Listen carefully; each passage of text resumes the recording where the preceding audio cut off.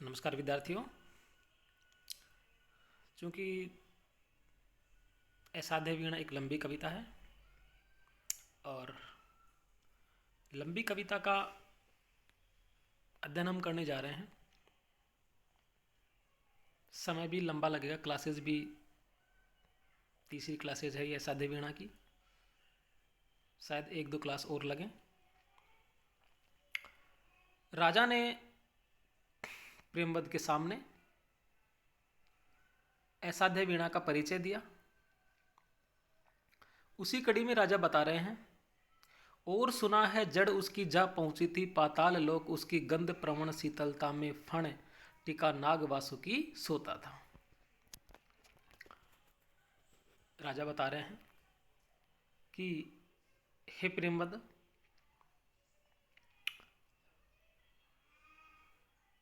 उस किरीट तरु की जड़ें पाताल लोक में जा पहुंची थी, अर्थात उसकी जड़ें बहुत गहरी थी और उसकी जड़ों से या उसकी जड़ों में जो सुगंध व्याप्त थी, उसकी जड़ों से जो सुगंध आ रही थी, उसकी जो शीतलता थी, उसकी शीतलता में ही वासुकी नाग भी अपने फणों को टिकाकर सोता था। उसी किरीट तरु से वज्र कीर्ति ने सारा जीवन इसे गढ़ा। और राजा कह रहे हैं कि हे प्रेमवत, उसी किरीट तरु से, कौन से किरीट तरु से, जिसकी विशेषताएं राजा ने पहले बताई हैं और जो हम अध्ययन भी कर रहे हैं कि उसकी जड़ें हैं वो आकाश पाताल लोक तक पहुंची हुई थी। उसकी जड़ों में सुगंध शीतलता व्याप्त थी, जिसकी छाया में वासुकी नाग भी अपने फड़ों को टिकाकर सोता था। उसी किरीट तरु से वज्र कीर्ति ने सारा जीवन इसे गढ़ा। कि वज्र कीर्ति ने उसी किरीट तरु से इस असाध्य वीणा को गढ़ा और यह उसकी हठ साधना थी। और जब हठ साधना यही थी उस साधक की कि वज्र कीर्ति ने जब इस वीणा को गढ़ा तो यह उसकी हठ साधना थी। और जब उसकी हठ साधना पूरी हो गई, वीणा पूरी हुई, सात साधना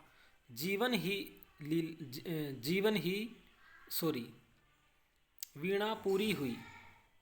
और जैसे ही वज्र कीर्ति ने उस किरीट तरु से उस वीणा को गढ़ा, साथ ही उसकी जो हठ साधना थी वो हठ साधना भी पूरी हो गई, साथ ही जीवन लीला। लेकिन इसी के साथ जो वज्र कीर्ति था उसकी जीवन लीला भी समाप्त हो गई।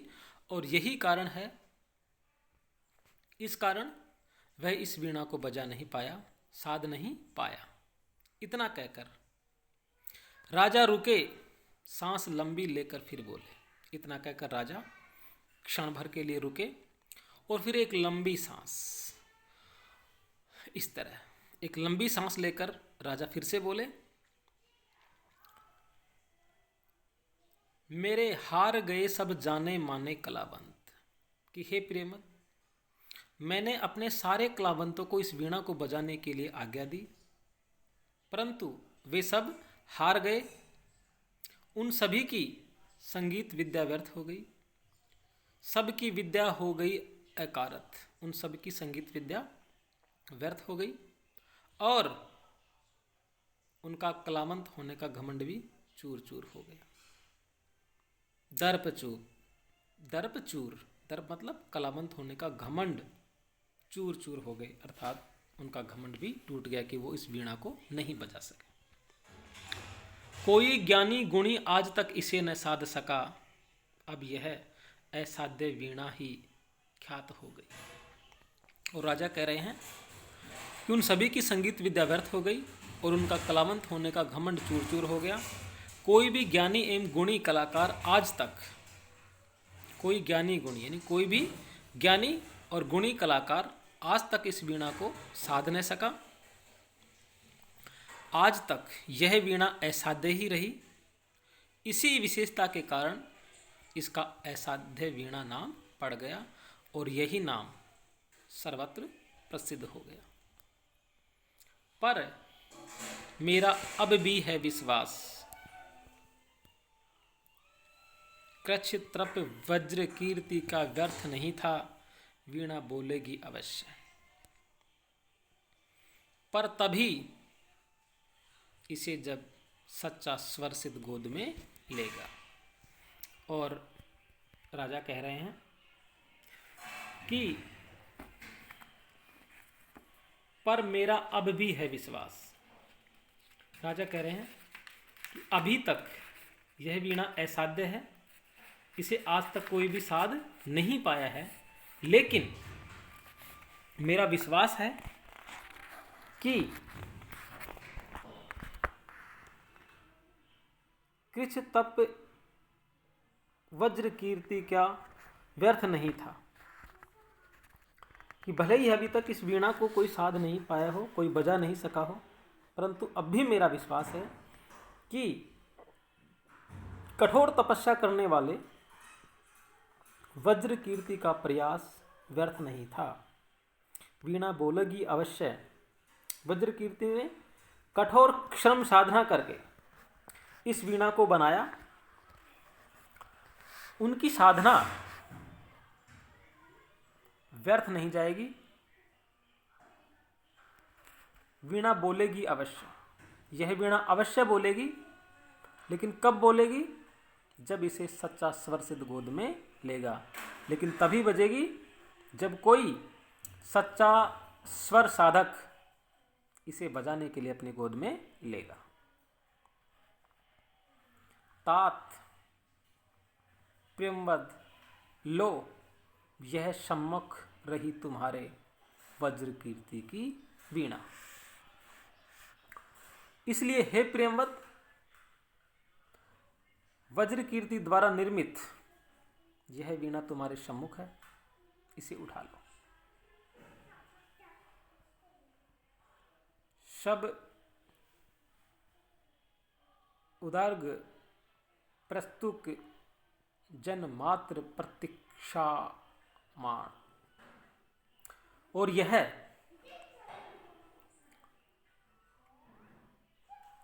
तात्पर्यबद्ध लो, यह सम्मुख रही तुम्हारे वज्र कीर्ति की वीणा। यह मैं, यह नारी, भरी सभा, यह सब उदर्ग प्रस्तुकु जन मात्र प्रतीक्षामान। यह सभासदों से भरी हुई राजसभा, मैं और मेरी रानी, अर्थात यहाँ पर उपस्थित सारे लोग अत्यधिक तीव्र उत्सुकता से वीणा का मधुर स्वर सुनने की प्रतीक्षा कर रहे हैं। भाव यह है कि तुम सच्चे साधक हो, इसलिए तुम वीणा को उठाकर इसे बजाओ, इससे स्वर साधना करो। हम सब उत्सुक होकर प्रतीक्षा कर रहे हैं और इसका स्वर सुनना चाहते हैं। केश कंबली गुफा गहने खोला कंबल, धरती पर चुपचाप बिछाया। और केश कंबली गुफा गहने खोला कंबल। राजा का कथन सुनकर गुफा निवासी, गुफा गेह है यानी गुफाई जिसका घर है, गुफा में निवास करने वाला केश कंबली प्रेमवद ने अपने शरीर से कंबल खोला, धरती पर चुपचाप बिछाया और उसे चुपचाप अर्थात धीरे से धरती पर बिछाया। वीणा उस पर रख पलक मूंद कर प्राण खींच करके प्रणाम। उस कंबल पर केश कंबली ने वीणा रखी, वीणा उस पर रख पलक मूंद और आंखें मूंद कर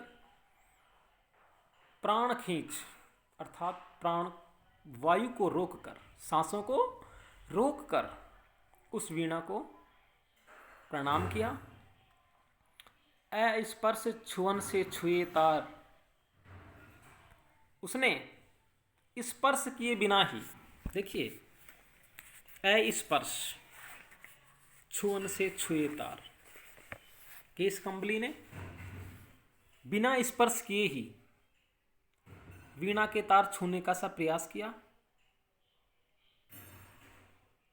धीरे बोला, राजन, पर मैं तो कलावंत हूं नहीं, शिष्य साधक हूं।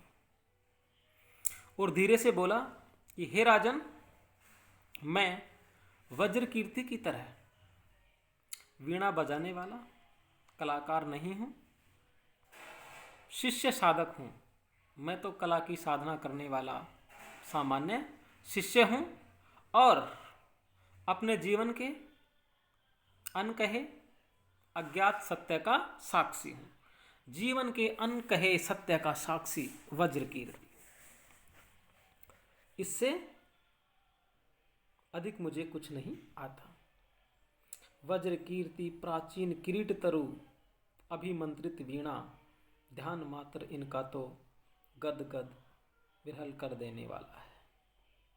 और वज्र कीर्ति की साधना, उनके द्वारा वीणा बनाने के लिए प्रयुक्त प्राचीन किरीट तरु और उससे बनी तथा पवित्र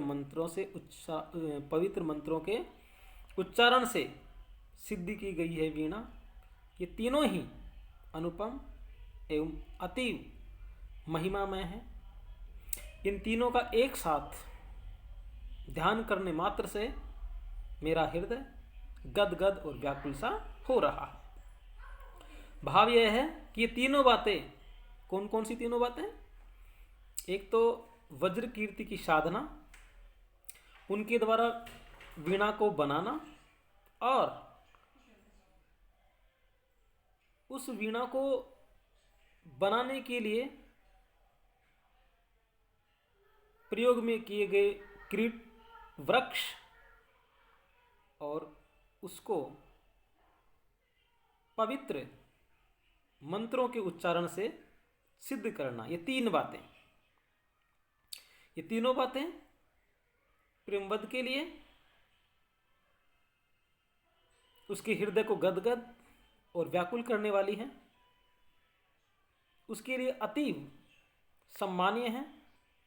इनके ध्यान मात्र से ही मेरे हृदय में अनेक मधुर दिव्य भाव उमड़ रहे हैं। इस तरह प्रेमवद ने वज्र कीर्ति, किरीट तरु एवं उससे निर्मित वीणा के प्रति श्रद्धा, आश्चर्य एवं अपनी क्षमता के प्रति शंका का भाव व्यक्त किया है।